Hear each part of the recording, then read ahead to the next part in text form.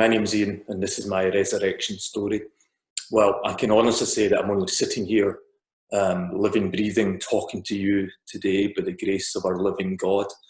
I was dead in arrival 4 times, using the bottle, alcohol, as a weapon brought on by childhood trauma. I spent most of my life trying to run away from a trauma, managing to be one step ahead of that trauma until it finally caught up with me. In my last ever binge, I drank 76 bottles of wine and 134 bottles of beer in 5 days. So yeah, here by the grace of God. And I am thankful and so grateful for that every day. So I'll give you a bit of the background to my story, my upbringing, my walk with God, although as you'll hear, a bit more of a sleepwalk with God, wandering aimlessly like the Israelites for 40 years before finally crossing my own River Jordan and entering into the promised land of his kingdom. But yeah, anyway, there was something in me from a very early age that kept me alive long enough anyway until I finally wanted to do that for myself.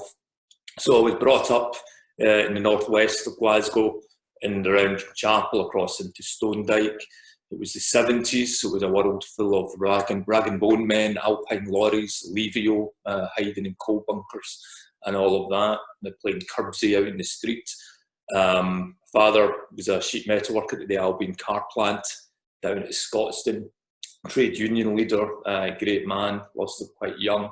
And yeah, family home was okay. Not much money, but it was okay.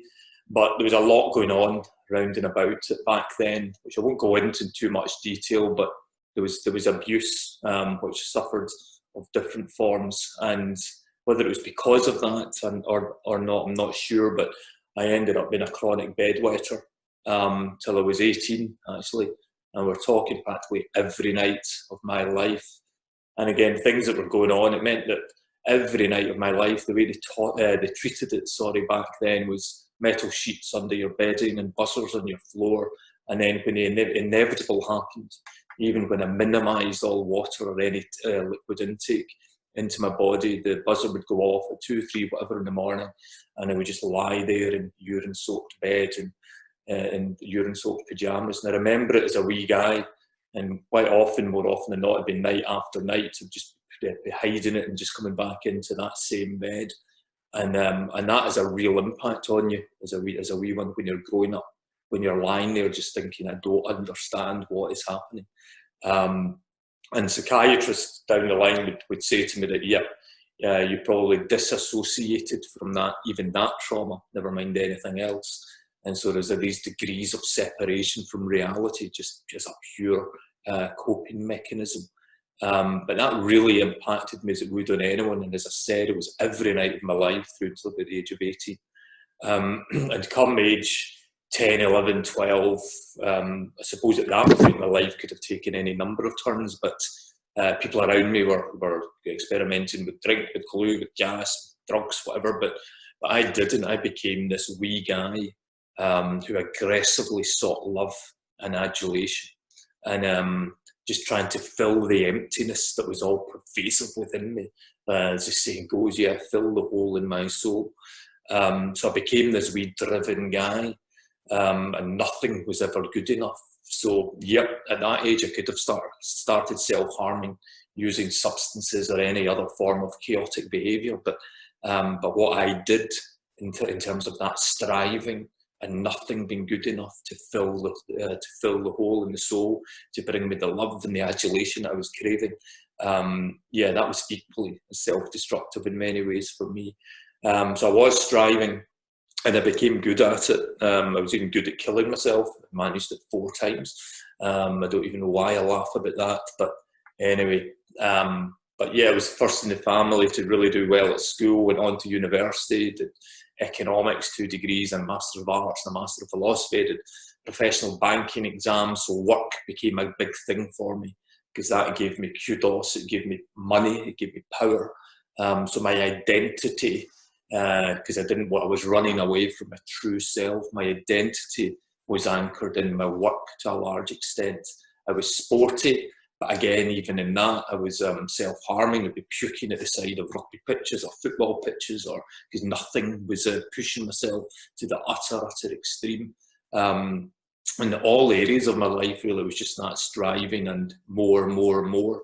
Even when I sat my professional banking exams in corporate finance, I was second in the UK, and I was absolutely gutted, distraught that I wasn't first. So just insane behaviour at that point. But growing up, in terms of God in all of that mix, coming through school and everything, I had a lot of friends who were I wasn't brought up Catholic, but there was a lot of friends who were. So I had Italian Catholics, I had Irish Catholic friends, I had Greek Orthodox friends, I had friends in the Free Church.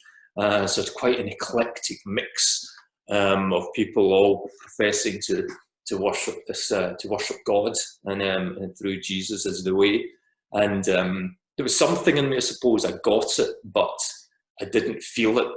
And to me, it was just a belief system.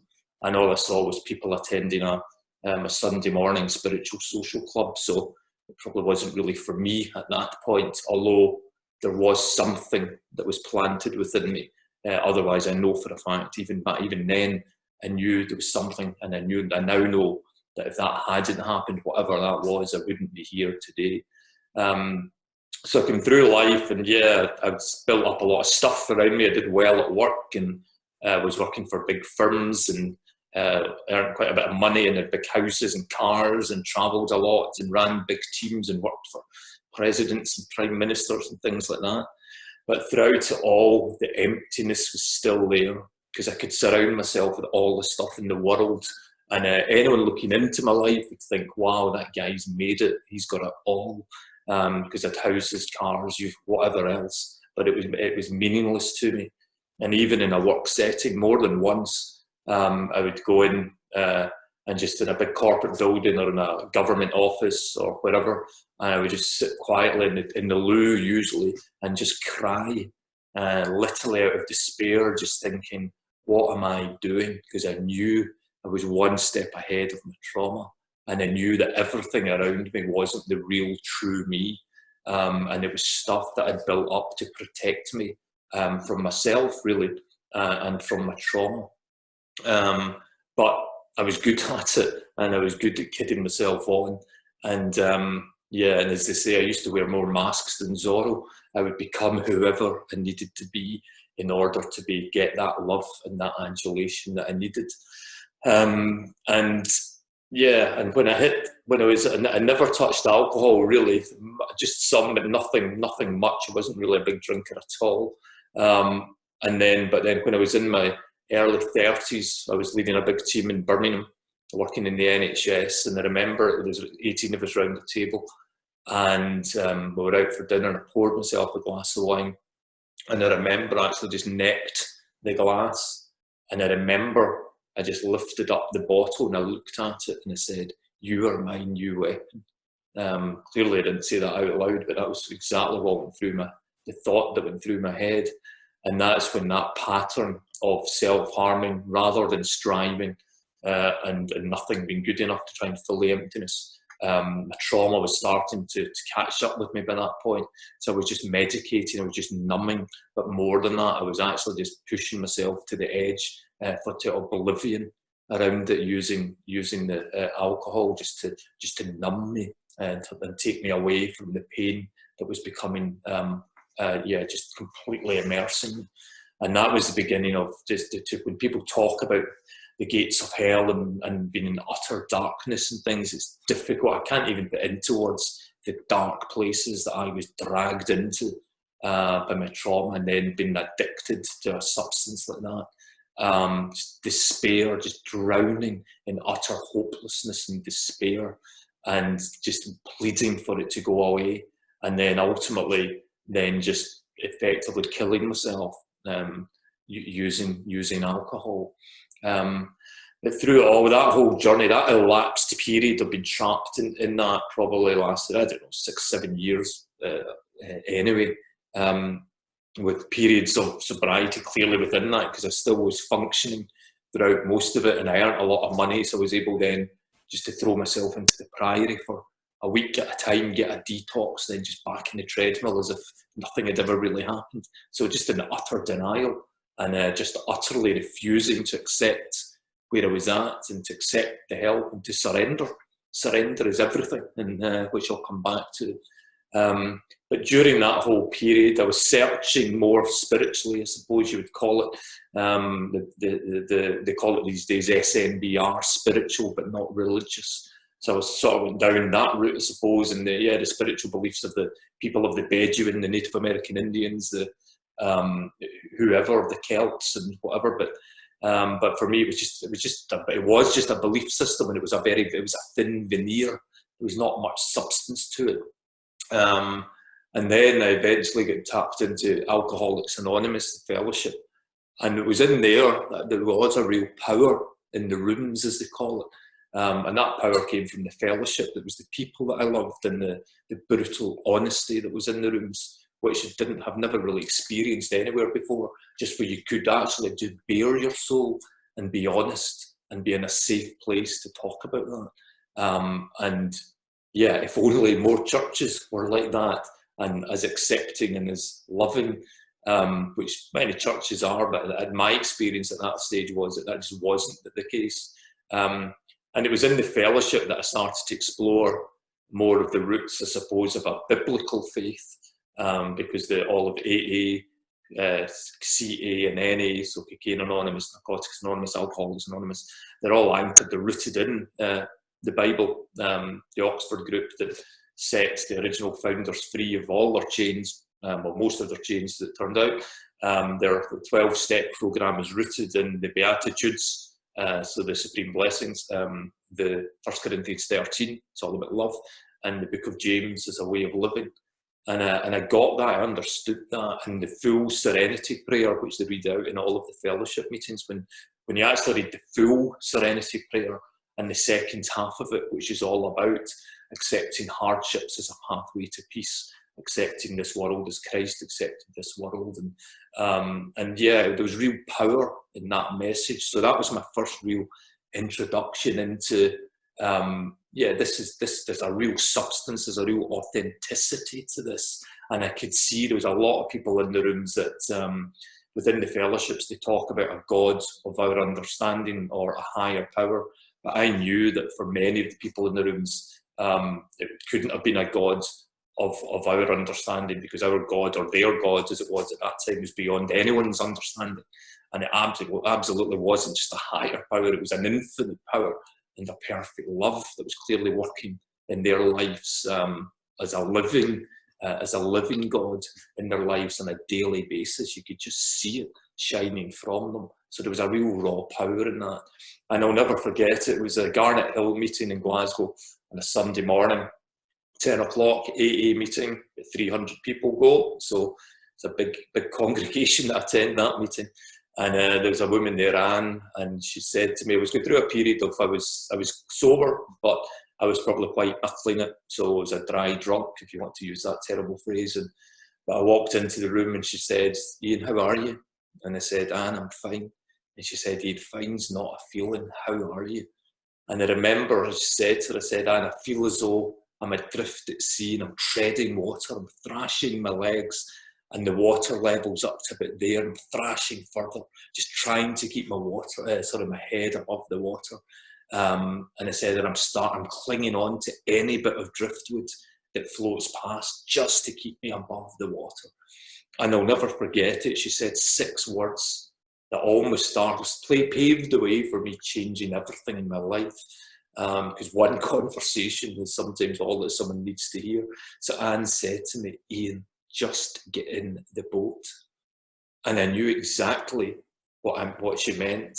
Anne herself had a big Catholic faith, and again I could see it in her.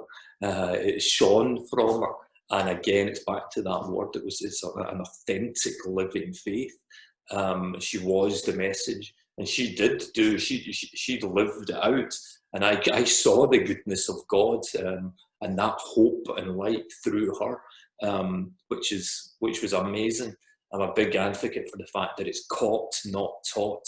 You'll never develop a deep personal relationship with a living God by reading the book of Deuteronomy 7 times. You get it from surrounding yourself by people who are on fire and surrendering to the spirit that they carry. And so that conversation with Anne started it for me. And but it wasn't enough, because my trauma would still come back and it would run away, and I was just riddled with fear. So my need for it was very, very high, but my fear always was greater than the need for it. And so I just wouldn't surrender. So I kept getting close to the banks of my own personal River Jordan, and they would then just turn away and come back and wander a bit more, and get involved in more destruction, and just refuse to surrender, and letting that fear go, and I suppose letting my true self come to life, because my true self that he wanted me to be was absolutely within me. And that whole pattern lasted a good number of years. And as I said, you'd think when you were dead, the first time you might make a change, or the second time, possibly, the third time, definitely. And I died the third time in Stirling, and they didn't revive me until about 24 minutes or something in Larbert Hospital. And I remember I came round there, and the medics pretty much said, not quite, but they pretty much said, we did nothing medically to bring you back. And I was like, okay. And within 12 hours, I discharged myself, and I was out drinking again. That's the darkness, that's the dark place that I was in. I was effectively committing suicide using the bottle as a weapon. But it's a long story, which I won't go into, but then it led to my 76-134 binge. So the 76 bottles of wine, 134 bottles of beer in 5 days. And that's when something really shifted. Even that whole escapade was strange. So there is no way in this earth that at the end of that I should have been alive. There's no way I should have been conscious. There's no way in this earth my phone should have been sitting next to me, which it was, with power in it. So I finally came out, and I just thought, no, I'm going to have to do something, otherwise this is it. And my phone was there, it had power, and I blue lighted myself. And I was taken into Edinburgh Royal, and I'll never forget, it came off the back of the ambulance, and when it came through into the back of A&E, I suppose, or whatever ICU, there was a nurse, and I was conscious, but she came over and she put her hands on me and started praying. I just knew she was praying, and I was like, wow. And I said, who are you? You're not allowed to do this.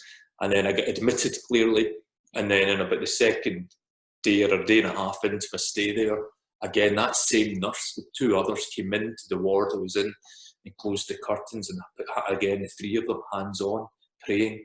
And at that point, something shifted. There was a peace that came upon me, and I knew, okay, I'm ready. I surrender. I've had enough. I'm sick of being sick. I've been given that gift of utter desperation. And up until that point, my family, my sisters, Etta and others had been amazing, stood by me, and it was as if God continued to put people like my family, like Anne and others, into my life as angels carrying the message, until I finally picked up the courage, or actually just surrendered. So they kept me alive long enough until I was ready to do it myself. And at that point, I ended up getting into a Christian rehab, I suppose you'd call it, a community down in Hexham, in Battelle, and it was a working type rehab. And it was in there on the second week, on Thursday morning, which I'll never forget. I was still rattling a bit, but I was okay. 5:20 in the morning, and the Thursday, I was on my knees, broken, crying, sobbing, because I was just surrendering. The trauma was coming back, and but I just knew I had to do it. I had to get through it, and I absolutely knew that I wasn't alone. And so it was at that point that all of a sudden, just in prayer, it was as if the finger of God just came in, and it just into me, and I remember it, and I just fell to my side, and I was sobbing, and immediately I just felt something that I've never experienced since. And but it was just as if the emptiness and the hole was just gone. It was filled, and it was just such a peace So again, in the fellowships, when they talk about serenity, it was like, yeah, I get that. And it was as if there were just arms coming around me. And at that moment, I just knew I was going to be okay. It's the only way I can describe it. And they talk about, yeah, it was just the start though. And stopping is always just the start, and then the hard work starts. But I knew I would then be going through that journey of inner change, transformation, healing, renewal. I knew that the Spirit of our living God would be walking with me step by step through that whole process. And it was strange, and I was in Patel. I was down there for 7 months, and I remember during that process, during that period in there, I would put myself through a meditative process where every morning I would come down, I would just be on my knees at a healthy rhythm of prayer and meditation, and I would almost I would visualize Christ standing beside me, and I would go in and I would visualize unlocking my inner self and taking out the boxes covered in chains, which was my memories, my trauma, and I would take the chains off another box, take the chains off to another box, and then I would eventually get to it, and I would visualize just leaving it at the cross with Christ. And it sounds strange, possibly, but every time I did that, I felt lighter when I stood back up and walked away. It was incredible, just the power of going through that, and the peace that I felt, and the safety with the Spirit being there to be able to do that. And at that time, I remember in Scripture, I was going to get into the wonder of God's Word a lot. And I remember one morning I was told Leviticus 26:14, and I was like, what? Not exactly the most inspired book of the Bible, but I thought, okay, and I read it. And it was in essence, it's God talking about, he said to the people of God at that time, he said, I will be the Lord your God. I will come down amongst you and walk amongst you. I will release you from slavery. But more than that, I will break the yokes from your back so you can stand tall and true. And I absolutely got that, because I needed God to break the chains that I had around me. But more than that, I needed him to cut the yoke from my back, because I was dragging so much of my trauma and my baggage and my past around me. I was dragging it behind me, sorry. And yeah, so that scripture even made perfect sense. And my journey through Betel then, and since then, it's just been it's amazing. It has been healing, it's growth, it's renewal, but it's every day, it's surrendering, and every day it's been grateful and thankful. Every day it's remembering to have joy in the freedom that I now have, which I sometimes forget. But a number of things happened during the period since then, with that realization that we are all 0% perfect, but 100% forgiven. That our pasts have happened to us, but our past does not define who we are today. So yeah, we don't need to drag our past behind us. That faith is not a belief system; it's a real living experience with a real living God. And so yeah, so for me, it's that authentic experience. One of the biggest things for me actually was that I learned that his love was unconditional, and I had to accept that love so that I could then step out and show love to others. And I learned that there was a real power, and I learned that from the rooms in the fellowship. There is a real power in fellowship, and you can experience that across people of faith who will absolutely stand alongside. And so there was something that, yeah, I knew that absolutely I had the power of our living God, but I also had fellowship at that point more through churches and through people of faith. And that gave me the power to then just to surrender daily and to grow daily, as I said. And I prayed daily at a healthy rhythm. I spoke to God, I listened to God, I did my best to discern, I did my best to be obedient. And he took me on some wacky journey since then, where I didn't quite understand why I was being asked to do or told to do what I was doing. But I thought, okay, I'm going to serve. I will just do what I think it is you're asking me to do. And since that journey, I never went back into big corporates. I returned to Glasgow. I did set up a charity working with those. Whose daily vortex was addiction, criminal behaviour, trauma-related poor mental health and homelessness, and just trapped in that cycle. And again, just bringing some hope, some love, some light to the people who are trapped in that cycle.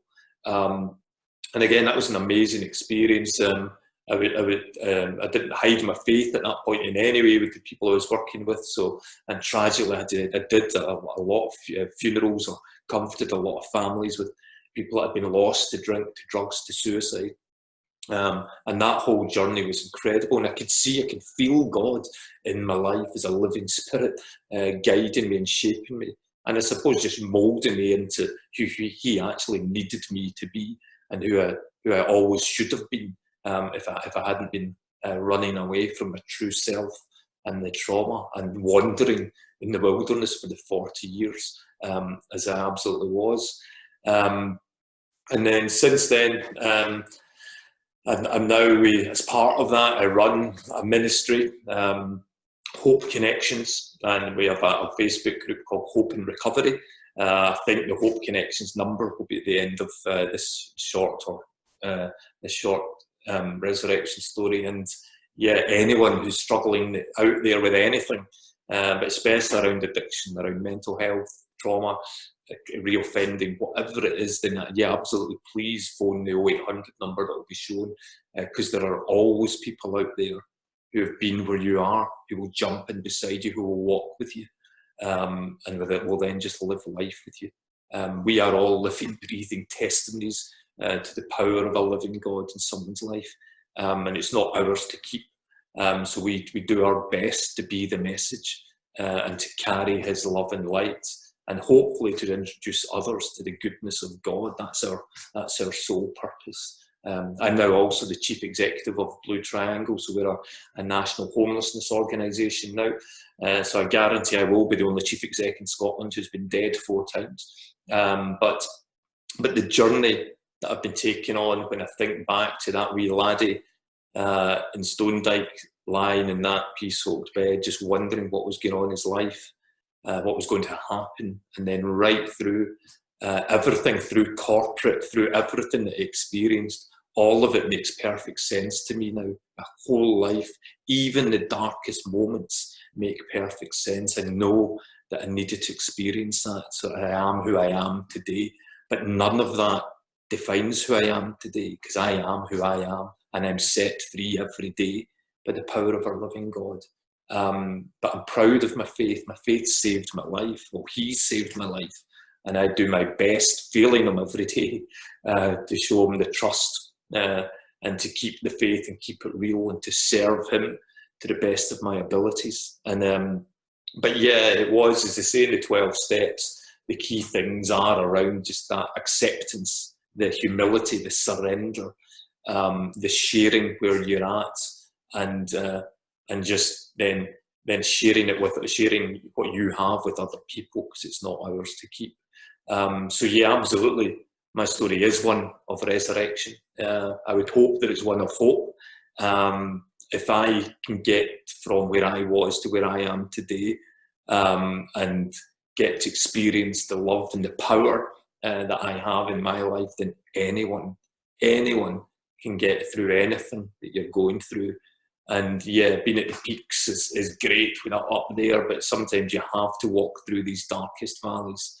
And yeah, that's where the shoots of growth and renewal will start, and it will be his living spirit that will nurture these shoots within you. So anyone that's out there, reach out to Hope Connections, and if you want to. And yeah, there's always hope. As I said, I am a living, breathing testimony of that. And anyone who's wandering in the wilderness, just know that you don't have to. And just look for the courage, look up and look within, and then cross that your own personal River Jordan, because I guarantee it will change your life forever. So thank you for listening, and yeah, just bless you all, and stay strong and true. Take care. Bye.